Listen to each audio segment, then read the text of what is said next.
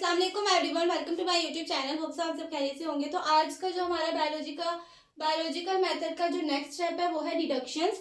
Deductions का मतलब होता है रिड्यूस करना या कम करना। ठीक है, अब पहला जो बेसिकली जो स्टेप था वो था हाइपोथेसिस। कि हमने ऑब्जर्वेशन की, ऑब्जर्वेशन करने के बाद हमने कोई भी अपनी राय दे दी, यानी कोई भी स्टेटमेंट बना दी। ठीक है, अब उस हाइपोथेसिस को हमने टेस्ट भी तो करना है ना कि ये हाइपोथेसिस ठीक है भी कि या नहीं। तो उसको अब ऐसा नहीं होगा कि आपने जो भी हाइपोथेसिस बनाई है आप सबको जो है एक्सपेरिमेंट करके चेक करें, इतना टाइम नहीं होता। तो आपने जो नेक्स्ट स्टेप है वो है रिडक्शन, यानी जो आपने हाइपोथेसिस बनाई है उसमें से आपने जो है जो बातें आपको ठीक ना लगे, जो आपको भी गलत लगे, उसको आप कम मतलब खत्म कर दें, और जो बातें आपको ठीक लगे उसको आपने आगे लेके जाना है। और नेक्स्ट स्टेप यानी एक्सपेरिमेंटेशन, उसमें आपको जो है ना उसकी एक्सपेरिमेंट करने हैं। जैसे यहाँ पे लिखा हुआ है कि रिडक्शंस आर लॉजिकल कंक्लूजन्स, यानी लॉजिकल ऐसी बात यानी जिसमें कोई ना कोई लॉजिक हो। कंक्लूजन्स मतलब निताइज, कि ऐसे निताइज आपने डिडक्शंस में से निकालने हैं जिसमें कोई ना कोई आपको बात समझ में भी आए, को आपकी अकल तस्लीम भी करे। क्योंकि हाइपोथेसिस में तो आपने ऑब्जर्वेशन करने के बाद जो आपको ठीक लगा, मतलब आपने ऐसे कुछ भी बोल दिया, अब आपको नहीं पता था कि वो गलत है कि ठीक है। अब डिडक्शंस में जो है आपने उस बात को खुद भी नोट करना है, उसमें आपको जो खुद को ठीक लगे उसको आपने आगे लेके जाना है, और जो आपको खुद को भी गलत लगे, जिसमें कोई लॉजिक ही नजर ना आए, आपने उसको कट कर देना है। फॉर एग्जाम्पल, जैसे मैंने पिछले लेक्चर में एग्जाम्पल दी थी कि कुछ मेरे जैसे स्टूडेंट होते हैं कि टीचर के क्लास में एंटर होने की देर होती है और देखते ही सर की जो है ना ड्रेसिंग को ऑब्जर्व करने लग जाते हैं। मैं भी अक्सर ऐसे ही करती हूँ कि क्लास में जो है मेरे बायोलॉजी के ही सर है, उनकी ड्रेसिंग को मैं ऑब्जर्व करती हूँ।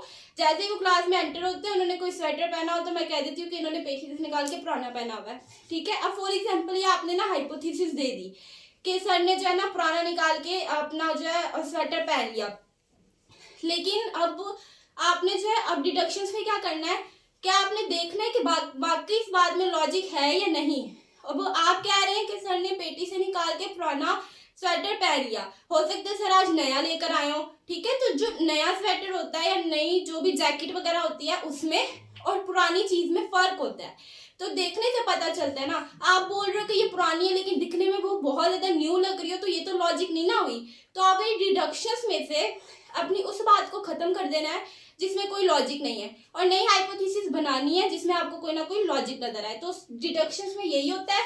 उसके बाद एक्सपेरिमेंटेशन, कि अब आपने डिडक्शंस में जो हाइपोथेसिस बनाई उसको आपने नेक्स्ट स्टेप में लेके जाना है, यानी एक्सपेरिमेंट करना है। ठीक है, बेसिकली हाइपोथेसिस में जब आप उसके बाद जब आप एक्सपेरिमेंट करते हैं तो दो निताइज सामने आते हैं, या तो हाइपोथेसिस रिजेक्ट हो जाती है।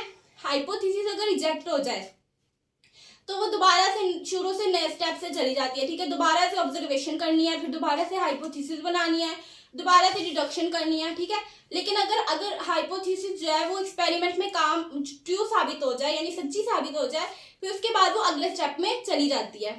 उससे भी हम जो है रिजल्ट निकालते हैं और उसको जो है रिपोर्ट कर देते हैं। तो एक्सपेरिमेंट में हमने उसका प्रैक्टिकल देखना होता है।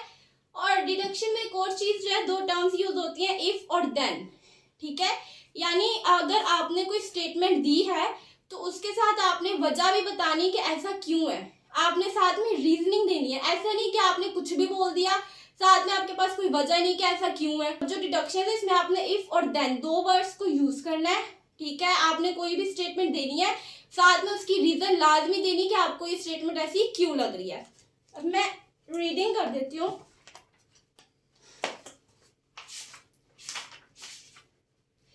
जी, डिडक्शन है कि in the next step biologist draws deduction from hypothesis, के जो हाइपोथेसिस होती है उसमें से जो है ना डिडक्शंस करते हैं biologist.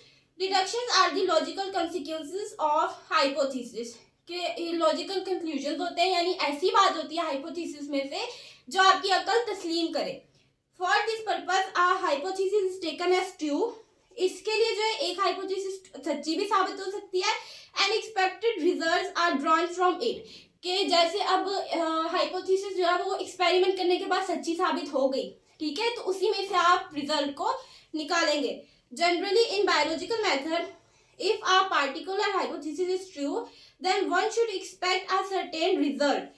This involve the use of if then logic. वही वाली बात कि इसमें इफ और देन दो टर्म्स यूज होती हैं, कि जो पिछला स्टेप था ना हाइपोथेसिस बनाना, उसमें तो आपने कोई भी अपनी ख्याली पुलाव बनाई और उसको आपने बता दिया, लेकिन डिडक्शन में आपने ये टर्म्स यूज करनी है कि आपने अगर कोई स्टेटमेंट दी है तो साथ में वजह लाजमी बतानी है कि आपको स्टेटमेंट ऐसी क्यों लग रही है। उसके बाद एक्सपेरिमेंटेशन, इसमें जो है एमसीक्यू आता होता है कि एक बेसिक स्टेप क्या है बायोलॉजिकल मेथड का। तो पहली लाइन में लिखा हुआ है most basic step of biological method is experimentation, कि एक्सपेरिमेंटेशन जो है वो बायोलॉजिकल मेथड का बेसिक स्टेप है। Biologist perform experiment to see if hypothesis are true और नॉट। अब यहाँ पे दूसरा क्वेश्चन है कि बायोलॉजिस्ट जो है एक्सपेरिमेंट्स क्यों करते हैं। और भाई अगर आपने हाइपोथेसिस बनाई, अब आपने देखना भी तो है ना कि ये ठीक है कि गलत है, तो इस चीज को हाइपोथेसिस को सच्ची या गलत साबित करने के लिए आप एक्सपेरिमेंट करते हैं, तो ये भी एक क्वेश्चन है।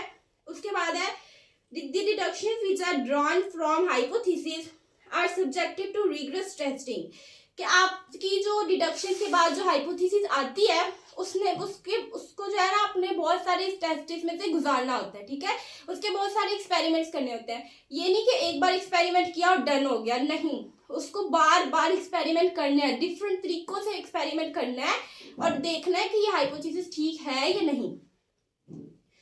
Through experimentations biologist learn which hypothesis is correct, कि एक्सपेरिमेंट करके बायोलॉजिस्ट को पता लग जाता है कि कौन सी हाइपोथेसिस ठीक है। The incorrect hypothesis are rejected and the one which proves correct is accepted, कि जो रिजेक्ट हो जाती है वो दोबारा से नए सिरे से करनी पड़ती है, कि ऑब्जर्वेशन की, दोबारा से हाइपोथेसिस बनाई, लेकिन जो एक्सेप्ट हो जाती है फिर वो अगले स्टेप में चली जाती है कि उसमें से हमने रिजल्ट निकालना होता है। And accepted hypothesis make further predictions that provide an important way to further test its validity, कि उसी हाइपोथेसिस में से मतलब हमने जो एक्सपेरिमेंट्स करने होते हैं और उसको जो है सच्ची साबित करना होता है।